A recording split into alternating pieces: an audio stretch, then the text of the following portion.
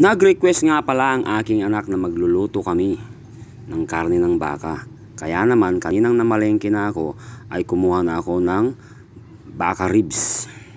Ipang 1 kilo laang. At ngayon natulungan nga na akong aking anak na mag-prepare ng mga ingredients. Ayan po ang ingredients, nakikita nyo naman.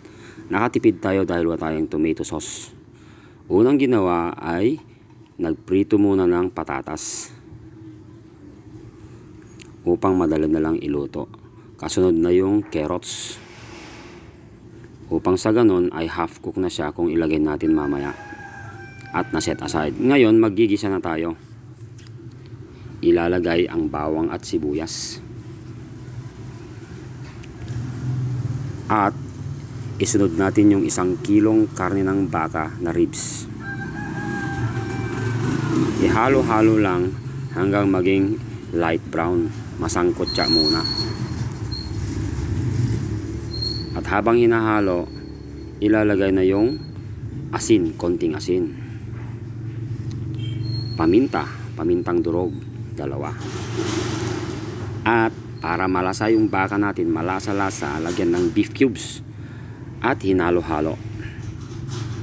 At lagyan ng 1 litrong tubig. Pagkatapos nyan, takpan hanggang kumulo. After 30 to 40 minutes ay lumambot na yung karne. Ilalagay na yung liver spread. Pagkatapos ng liver spread, ilalagay natin yung dry piece.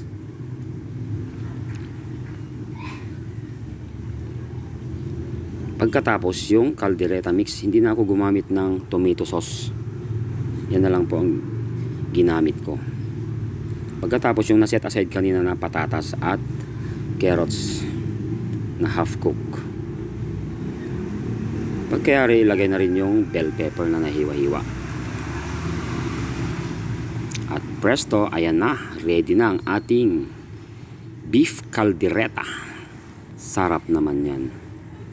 Sarsa palang ulam na. Ayan na po ang ating nilutong beef caldereta.